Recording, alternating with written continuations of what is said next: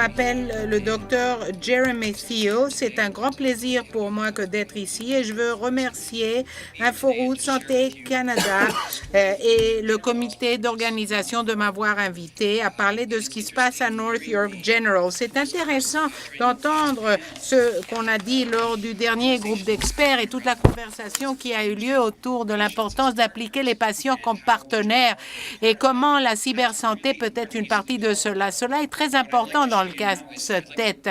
Mais en plus, je veux changer complètement de direction et de parler d'une autre façon très importante par où la cybersanté peut changer la sécurité et la valeur de ce que nous sommes en train de faire.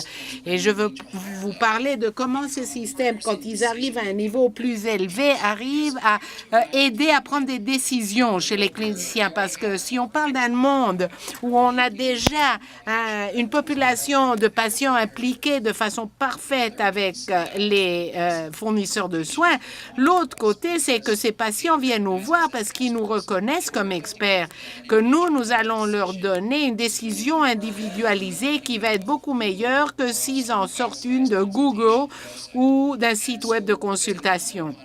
Alors, notre responsabilité en tant que clinicien, c'est de prendre cette meilleure décision. Et ce qui est difficile aujourd'hui, c'est que nous avons des milliers d'articles qui sont publiés tous les jours. Alors, comment nous, en tant que fournisseurs, allons pouvoir obtenir la meilleure information individualisée pour chaque patient?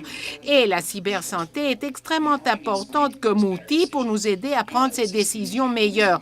Ce n'est pas que le système nous dise quoi faire, mais c'est un partenaire à fournir de meilleurs soins. Alors, c'est de ça que je voudrais vous parler, de ce qu'on fait à North York et des résultats tangibles que nous avons pu obtenir jusqu'à présent. Nous sommes au nord de Toronto.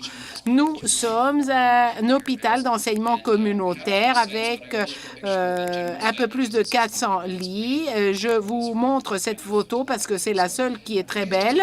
Les autres côtés de l'hôpital sont affreux. En tout cas, donc, en 2007, l'équipe responsable à l'hôpital a décidé de parler de soins électroniques, donc d'utiliser de la technologie d'information électronique pour changer notre façon de fournir des soins. Et la façon pour laquelle on l'a fait, c'est parce qu'il y avait tous ces défis qu'on a reconnus, auxquels on faisait face, n'est pas unique à North York General ou même pas aux hôpitaux. Nous sommes en train de faire face à cela, nous tous. Il y a eu une étude d'événements iatrogènes médicamenteux où on a vu qu'il y a presque 10 000, qu'il y a des milliers de morts qu'on peut prévenir et ça prend 17 ans depuis qu'on publie quelque chose dans la littérature médicale jusqu'à ce qu'on le pratique au chevet du patient. Et les patients s'attendent à quelque chose de meilleur et ils en ont le droit.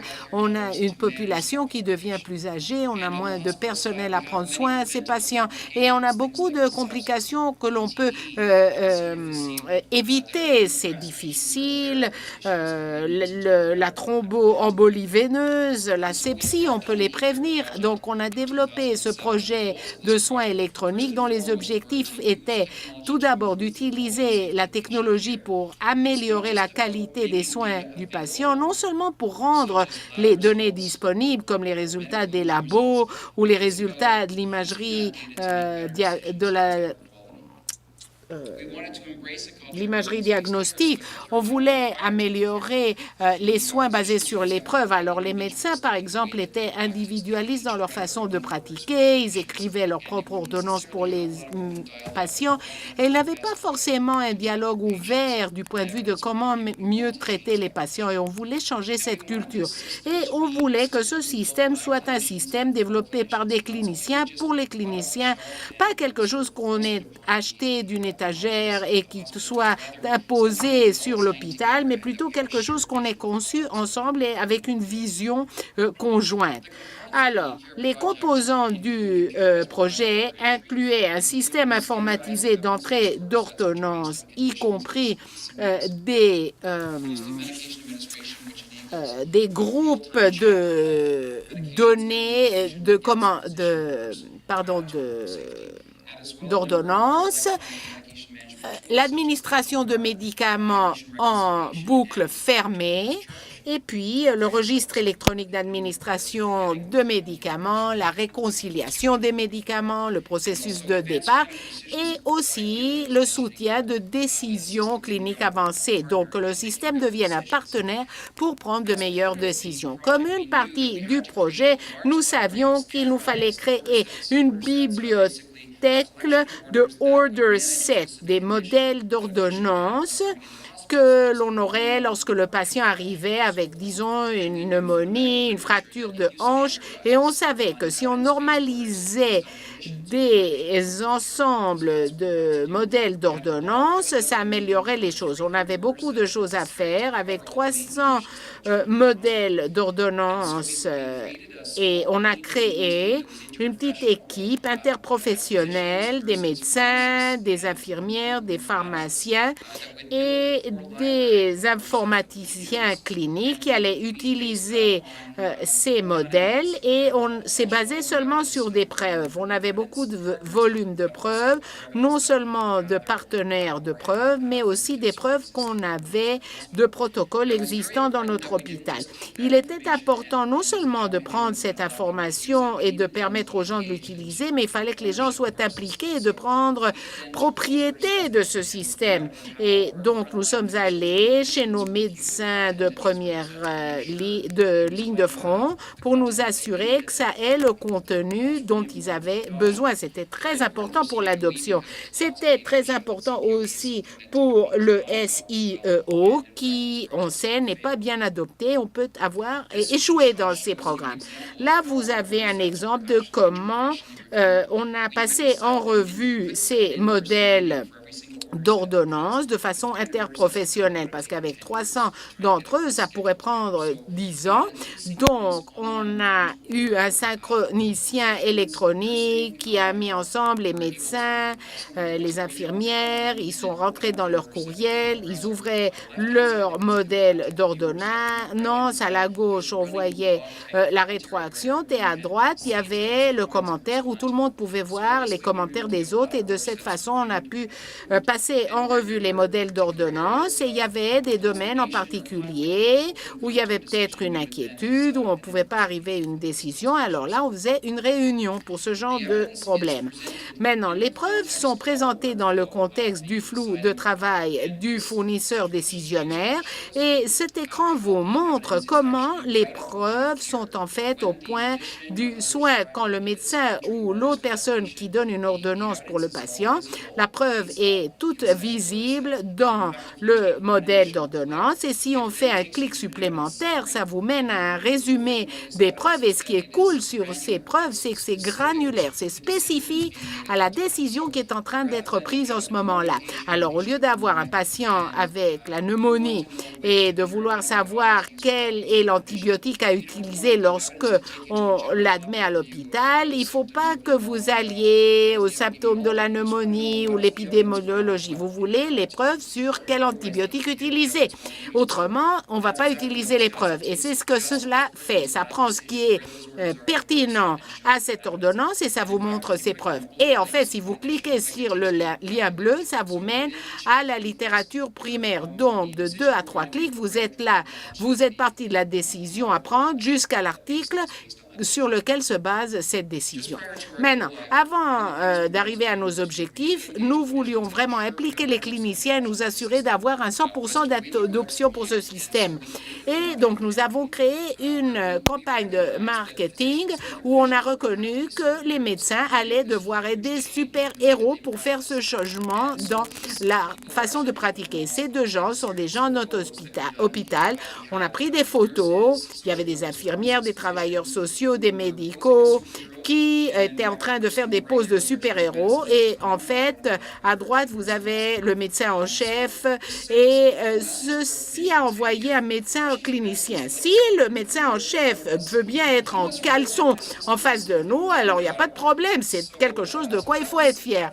Alors, c'était l'un des messages. L'autre chose était qu'on a annexé les preuves à la raison pour laquelle ces systèmes peuvent faire une différence aux patients dans les affiches qu'on a préparées. Alors, Alors, 21, on peut sauver 21% des patients de mourir de pneumonie.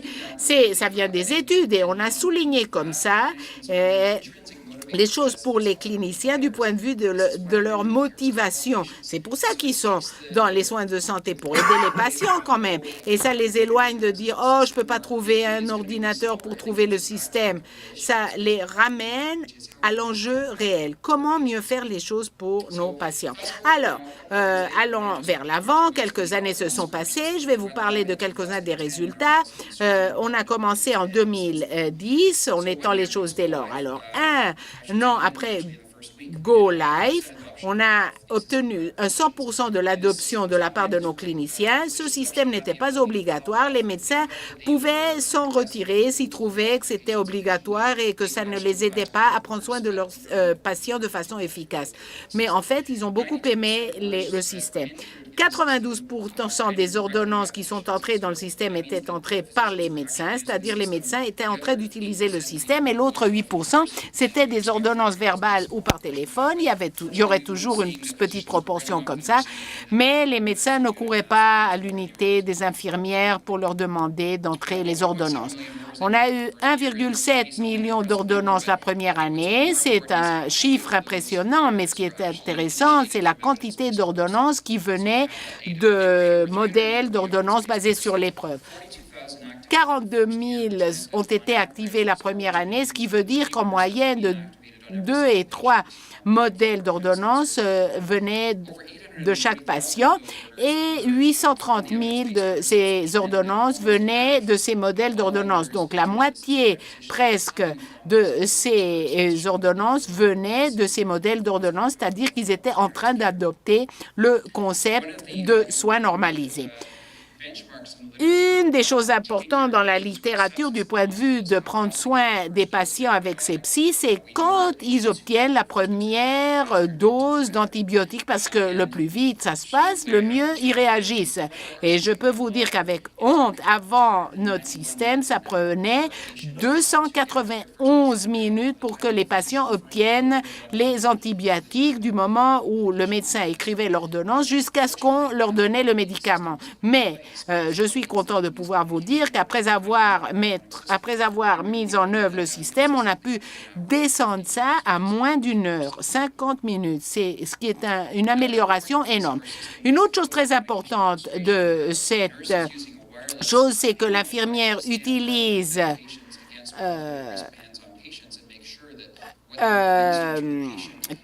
un instrument portatif pour comparer le code de barre du médicament avec le code de barre des médicaments auxquels le patient pourrait mal réagir. Parce que beaucoup de choses avaient été données de façon erronée et bien évidemment, tous les fournisseurs de soins ne veulent jamais faire une erreur, mais il y a des choses qui se passent. Nous faisons des erreurs, on est fatigué, des choses se passent, alors le système nous aide à prévenir ce genre d'erreurs. Voici des résultats du point de vue de la prophylaxie des thromboembolies veineuses. C'est quelque chose de très important du point de vue de la qualité. Agrément Canada met beaucoup d'accent là-dessus. Avant le 2007, on avait Geertz et al. Qui avait fait beaucoup de recherches sur la prophylaxie de la thromboembolie veineuse. Ils allaient dans les hôpitaux et notre programme était à 17% d'une prophylaxie adéquate. Ça nous a horrifiés, après quoi il y a eu une campagne d'éducation avec un modèle d'ordonnance et on a pu améliorer les choses à 65%. Mais comme c'est commun toujours dans ce genre d'événements de qualité en blitzkrieg, ce qui s'est passé, c'est que 1 ou 2 ans plus tard, les gens s'oubliaient de la prophylaxie, ils n'utilisaient pas le modèle d'ordonnance, on est descendu à 50%. Après passer à e-care, on avait ces modèles d'ordonnance du point de vue de comment donner la prophylaxie, on a monté immédiatement à 84%. On n'avait pas de soutien aux décisions au début parce qu'on avait peur que les médecins nous haïssent, mais ça nous a donné une fenêtre très belle pour voir quel était l'avantage additionnel à avoir du soutien, qu'il y aurait une alerte et si le médecin avait oublié la prophylaxie du point de vue de la thromboembolie, alors il ferait quelque chose. Donc, on a augmenté à 96 et cela est consistant, ça fait quelques années déjà. Une autre chose très importante, c'est la réconciliation des médicaments. On a entendu Josh Tepper quand il parlait du trajet du patient et comment il passe par de différentes parties du système et on n'ordonne pas les médicaments, c'est très important. Alors, on a essayé de corriger ça. Avant e-care, on utilisait un autre processus et dans notre programme, de 7 à 9 des patients obtenaient une réconciliation des médicaments. Après passer au SIEO, on a passé un processus de mise en congé où on imprime les choses pour le patient aussi. Ça donne du temps au médecin et ça améliore la sécurité du patient. Alors, on a pu augmenter à 70 lors de la mise en congé. Et quand on regarde le flou de travail des médecins, parce qu'il y a le médecin d'urgence et le médecin qui le reçoit le lendemain. Alors, le second médecin pensait que le médecin du jour d'avant avait fait le Medrex, ce qui n'était pas vrai, mais on a augmenté le Medrex comme ça à 70 et en ce moment, nous en sommes à 85 lorsqu'on admet le patient déjà. La dernière chose de laquelle je voulais vous parler du point de vue des résultats se base sur un article qu'on a publié il n'y a pas longtemps au Toronto Star du point de vue des morts évitables en hôpital. Et on se rendait compte que le North York était le meilleur en rendement dans tout le Toronto métropolitain et le deuxième meilleur au Canada. Alors, notre PDG a été très sympa et il a dit qu'il pense parce que c'est en partie parce qu'on a développé un système d'information de santé très robuste, mais nous voulions en fait étudier les données et dire, bon, est-ce que c'est à cause de notre système ou à cause d'autres choses tout à fait? Il ne faut pas nous féliciter. Alors, ce qu'on a fait, c'est qu'on a fait une révision des dossiers, une révision rétrospective de tous les patients qui ont été mis en congé ou après une pneumonie au BPOE. Et on avait 520 patients et après le SIEO, l'échantillon était similaire en taille. Ils étaient similaires en âge et distribution de genre et on a corrigé du point de vue des comorbidités, probabilité de mort, on a corrigé du point de vue des admissions de soins